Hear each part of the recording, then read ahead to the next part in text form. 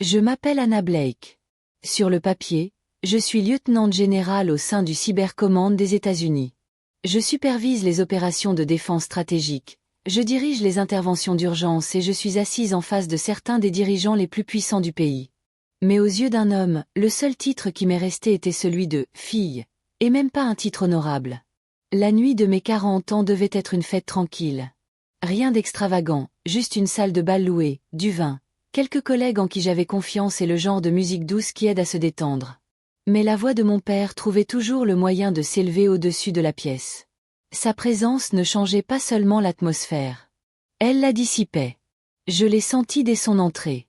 Le changement, la façon dont les épaules des gens se raidissaient, la façon dont les conversations se raréfiaient comme l'air avant la tempête. Il commença par un toast. Ce n'était pas nouveau. Le whisky déclenchait toujours le même monologue. De vieilles histoires de son époque de commandant, ruisselantes de gloire et de bravade révisionniste. Mais cette fois, il ne s'est pas contenté de ressasser le passé. Il s'est tourné vers moi, son verre levé, un sourire trop large, la voix pâteuse juste assez pour m'agresser. Il a plaisanté sur mon travail, a minimisé ma carrière, s'est moqué du fait que je ne lui ai jamais donné de petits-enfants. Je n'ai pas bronché. J'avais déjà entendu tout ça. Puis il m'a attrapé par le bras. Il a dit que je n'étais encore qu'un gratte-papier. 40 ans et rien à montrer. Je lui ai dit d'arrêter. Ma voix était basse, mais elle portait. Et à cet instant, quelque chose a changé, non pas en lui, mais en moi. Il n'aimait pas ce changement. Alors il m'a giflé violemment, là, devant une salle remplie d'officiers, d'analystes et de personnes qui me rendent des comptes quotidiennement. Et d'un seul coup, la salle s'est figée. Non pas à cause du coup, mais à cause de ce qu'il venait de faire sans s'en rendre compte. Il n'a pas giflé sa fille. Il a giflé un général. Et ça a tout changé. Mon père était un homme fait de laiton, de cuir et de bruit. Il fut commandant dans l'armée, et même des décennies après sa retraite, il vivait toujours comme s'il commandait des troupes. Ses médailles étaient encadrées dans chaque couloir. Sa voix était la seule qui comptait vraiment à la maison, et ses exigences planaient sur nous comme des nuages d'orage. Grandir sous son toit signifiait vivre dans un musée de son passé. Les murs portaient ses victoires, et le silence sa déception. Surtout avec moi, je n'étais pas bruyant. Je n'étais pas physique. Les armes ou les exercices ne m'intéressaient pas. J'aimais les systèmes, les énigmes et la stratégie. Pour lui, cela m'a rendu faible. Il ne m'a jamais vraiment frappé quand j'étais jeune. Ça aurait été trop évident, trop grossier. Non, il était plus précis que ça. Au lieu de ça, il a miné ma confiance en moi. Je rapportais un trophée de concours de sciences et il me demandait pourquoi il n'était pas premier. Je parlais d'un nouveau cours de programmation et il levait les yeux au ciel en marmonnant quelque chose à propos de cours optionnels inutiles. Au lycée, je passais mes nuits à apprendre les protocoles réseau pendant qu'il cirait ses bottes en bas. Le bruit de cette brosse sur le cuir était son applaudissement. Lent, répétitif, jamais pour moi. C'était comme s'il polissait son passé pour nous rappeler à quoi ressemblait une vraie carrière. L'université n'était pas plus facile. J'ai été admise dans un programme prestigieux. J'ai étudié la cyberdéfense tout en travaillant à temps partiel dans une entreprise de sécurité. Il appelait ça du babysitting au clavier. Le jour de ma première commission militaire, je l'ai appelé pour le prévenir. Il n'a rien dit. Il s'est juste éclairci la gorge et m'a demandé si j'avais encore besoin d'aide pour ma déclaration d'impôt. Finalement, j'ai arrêté. Je laissais mon travail parler de lui-même, mais pas à la maison. À Formeux, j'étais une étoile montante. Je donnais des briefings qui façonnaient la politique nationale. Je menais des cyberopérations secrètes sur plusieurs continents. Mais quand je rentrais chez moi pour Thanksgiving, je n'étais encore qu'Anna, la fille qui ne l'avait jamais rendue fière. Ma mère ne m'aidait pas. Elle vivait dans son ombre, adoucie par l'habitude. Elle me prenait à part après une de ses piques et me murmurait qu'il ne le pensait pas, qu'il voulait juste mon bien. Ce qu'elle voulait dire, c'est qu'il voulait une version de moi qui n'existait pas.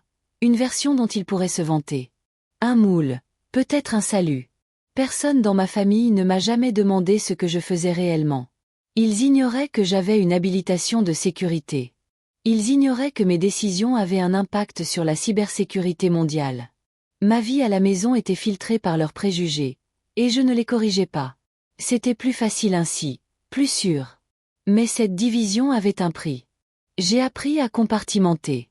Je pouvais être le lieutenant-général Blake dans le canot, donnant des ordres, tenant la ligne contre une agression étrangère. Puis je rentrais à la maison, m'asseyais à la même table qu'à 10 ans et écoutais mon père parler des jours glorieux comme s'ils étaient encore là. Il y a un moment dont je me souviens encore trop bien. J'étais en communication sécurisée avec le chef d'état-major interarmé pour discuter d'une intrusion en Europe de l'Est. J'avais passé des jours à me préparer pour ce moment. Alors que j'étais en train d'élaborer notre plan d'intervention, mon père a fait irruption dans la pièce, un panier de linge à la main. Il m'a demandé d'aider ma mère à plier les serviettes. J'ai coupé le son et gardé une expression impassible. Il a regardé mon écran et a ricané. Ça devait être important. Toute cette saisie. Il ignorait qui était à l'autre bout du fil. Aucune idée de ce qu'il venait d'interrompre. Il voyait juste sa fille. Toujours une civile à ses yeux. Toujours aussi décevante. C'est là que j'ai compris la vérité. Je ne luttais plus pour son approbation. Je survivais à sa cécité. Je n'avais pas prévu de fête d'anniversaire. J'avais prévu une opération. Le lieu n'était qu'une mise en scène. Tout le reste, la liste des invités, le placement du personnel de sécurité, même les compositions florales, faisaient partie d'une stratégie plus vaste. 3 semaines avant l'événement, j'ai déposé une demande officielle par les voies officielles. J'ai signalé le rassemblement comme une fonction affiliée au commandement en raison du personnel de haut rang qui serait présent. Cette désignation me conférait une autorité juridictionnelle hors de la base. J'ai ensuite déposé une demande de protection de 2 hommes auprès du bureau du prévôt de Formide. La demande était routinière, presque ennuyeuse. Une case avait été cochée dans une longue liste de procédures, mais cette case changeait tout. Ma justification était irréfutable. Localisation hors de la base, présence de personnel sensible, antécédent de troubles civils. Je n'ai jamais mentionné mon père nommément. Je n'en avais pas besoin. J'ai simplement qualifié le profil de risque d'héritage volatile. C'était suffisant. Mon habilitation a permis l'approbation en quelques heures. Viennent ensuite les briefings internes. J'ai été rigoureux. Un officier, le colonel Jacques Mercé. Je lui ai confié mon flanc dans la cyberguerre réelle. Je lui faisais désormais confiance. J'ai établi les règles. Il n'agirait que si je donnais un signal visuel. Protocole de lumière noire. C'était notre code. Cela signifiait que l'événement était passé du stade social à celui opérationnel. Il n'a pas demandé pourquoi. Il n'en avait pas besoin. Il avait déjà vu les dégâts. Il avait entendu mon père parler. J'ai choisi le lieu de contrôle. Au plafond, sortie dégagée, visibilité optimale de chaque coin. J'ai planifié l'emplacement de mes officiers. J'ai placé mes parents près du bar, loin du podium, afin que leur présence ne gêne pas la visibilité. Chaque détail était intentionnel. Chaque détail avait été répété. Pour les étrangers, cela ressemblait à une fête. Pour moi, c'était une question de confinement. Mon objectif n'était pas la confrontation, mais l'atténuation. Mon père n'était pas invité comme membre de la famille. Il était considéré comme un perturbateur potentiel du moral et de l'ordre. Il est entré dans cette salle de bal en pensant que c'était son domaine. Il n'a pas réalisé qu'il entrait dans le mien. Je ne voulais pas le blesser. Je devais juste m'assurer qu'il ne puisse plus me faire de mal. Cela impliquait une planification. Cela impliquait un protocole. Cela impliquait avant tout un contrôle. La salle de bal était chaleureuse, animée de rires et de conversations à voix basse. Mes collègues se mêlaient poliment, certains un verre à la main, essayant de gérer la présence inconfortable de ma famille. Je gardais les yeux fixés sur mon père, qui s'était déjà dirigé vers le centre de la pièce, un verre à la main, cherchant l'attention comme un radar. Il tapota son verre avec un couteau, et le silence se fit. Sa voix était forte, d'abord ferme, puis plus faible à chaque phrase. Il commença par les histoires habituelles de son temps à l'armée, exagérées et dramatisées jusqu'à ressembler à peine à la vérité. Puis il se tourna vers moi. Il plaisanta sur le fait que je ne lui avais jamais donné de petits-enfants. Il traita mon travail de babysitting pour le gouvernement. Il se moqua de ma carrière avec un sourire, comme si c'était juste pour s'amuser. Je restai droit.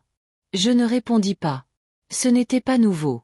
Je m'entraînais en silence depuis des années. Mais il le dit enfin. 40 ans et toujours un simple gratte-papier. Les mots flottèrent dans l'air comme de la fumée.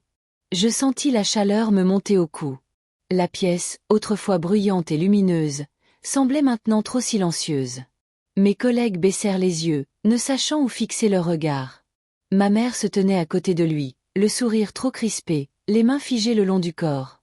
Il tendit la main et me saisit le bras, la poigne ferme, comme toujours lorsqu'il voulait faire valoir son point de vue. Je me reculai. Ma voix était basse mais ferme. Je lui dis que c'était suffisant. Il n'aimait pas ça. Il n'aimait jamais ça. J'observai la colère se propager sur son visage. Rapide et vive. Puis il me frappa. Ce n'était pas dramatique. Pas de cris, pas d'emballement, juste une claque brutale et soudaine qui claqua sur ma joue comme un marteau. Le temps s'arrêta. Personne ne bougea. Non pas qu'il s'en fichait, mais parce qu'il digérait ce qui venait de se passer. Il resta là, le torse bombé, les yeux me défiant de parler à nouveau. Pour lui, c'était une correction. De la discipline. Le genre de chose qu'un père fait quand il se croit encore maître de lui. Mais au moment où sa main toucha ma peau, il franchit une ligne dont il ignorait l'existence. Parce qu'il n'avait pas giflé sa fille, il frappa un officier décoré. Et à cet instant, tout changea. La pièce se figea sous le choc de cette gifle. Ma joue me brûlait, mais je ne bougeais pas. Je ne parlais pas. Je regardais simplement à travers la pièce et croisais le regard du colonel Mercé. Il se leva. Le changement fut immédiat. Une seconde, il était un invité. L'instant d'après, il était un officier reprenant son autorité. Sa voix trancha le silence comme une lame. Généralement, il est fini. On sentait la tension se rompre. Les chaises craquaient tandis que les têtes se tournaient. Le sourire narquois de mon père s'estompa, puis disparut. La confusion fit place à l'arrogance tandis qu'il nous regardait, à Mercé et moi. « Comment l'avez-vous appelé ?» Personne ne lui répondit. J'ai adressé un léger hochement de tête à Mercé. C'était le signal. Aucune émotion. Aucune hésitation. C'était le protocole. Son regard devint froid. Son ton baissa. Robert Blake, major à la retraite. Vous venez de commettre une agression en vertu du Code uniforme de justice militaire. Article 128 contre un officier supérieur. Le visage de mon père pâlit.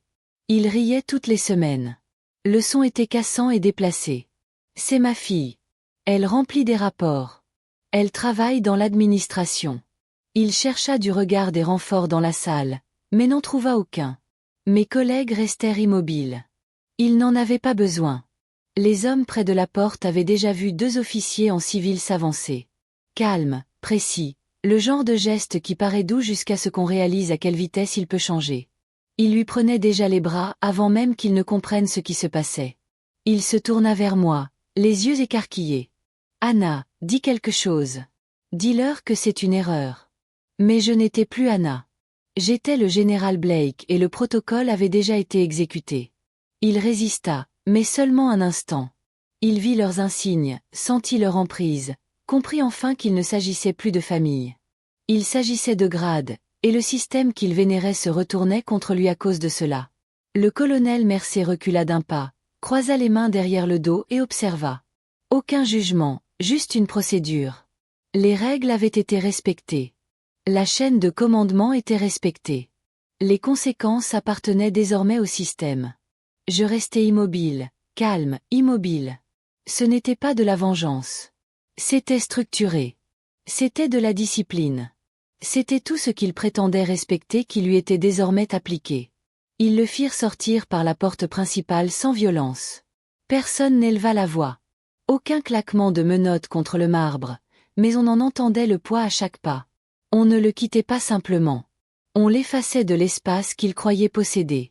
Personne ne les suivait.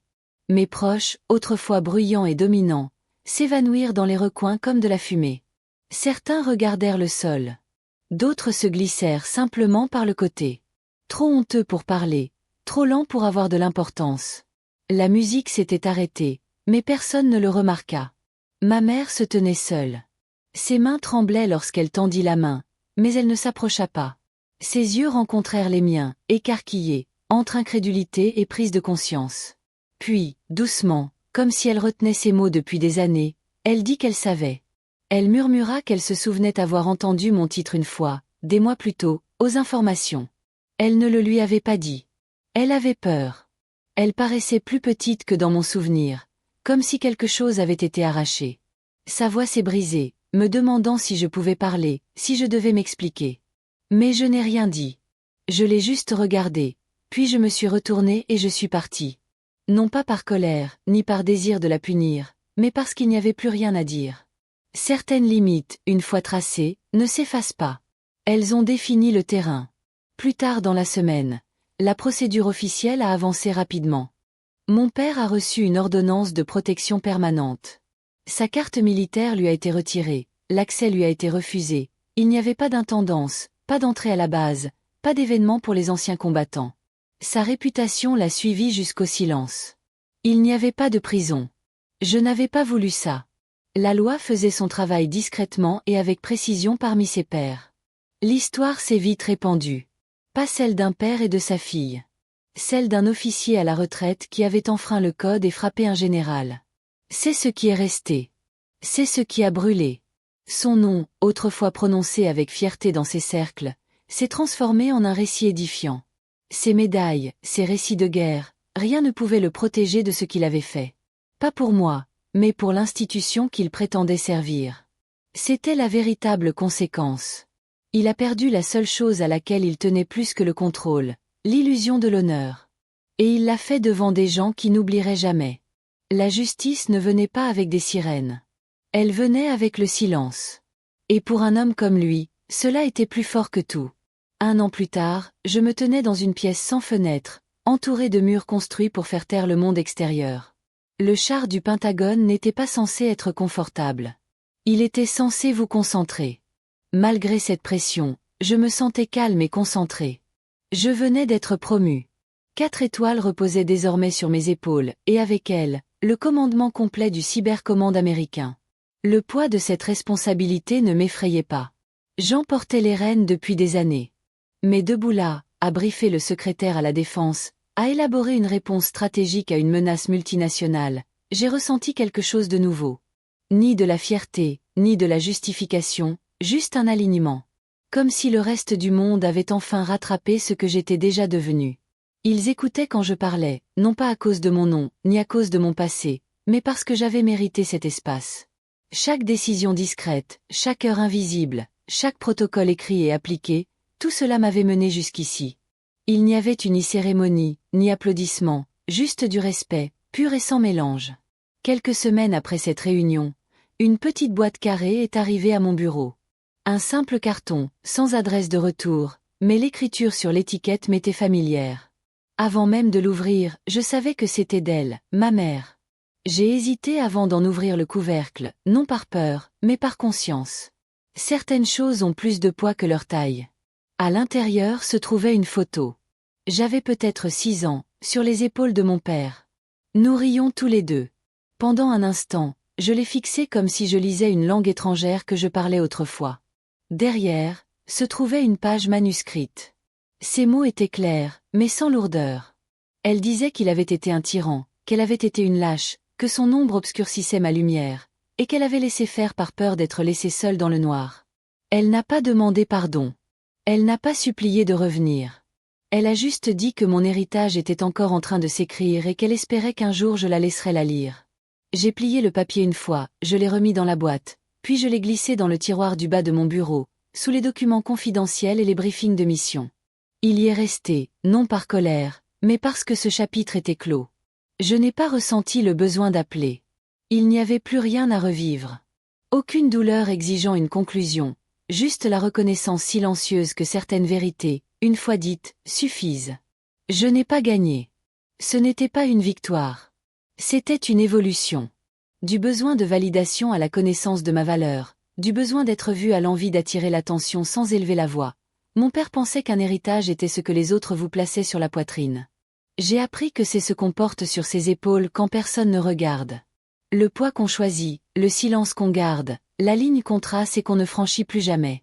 Alors, si vous avez déjà été sous-estimé, si vous avez déjà dû vous rétrécir pour que quelqu'un d'autre se sente plus grand, si on vous a déjà dit que votre travail était petit alors que vous saviez qu'il façonnait des mondes, racontez votre histoire ici. Car ici, votre autorité ne s'hérite pas. Elle est reconnue.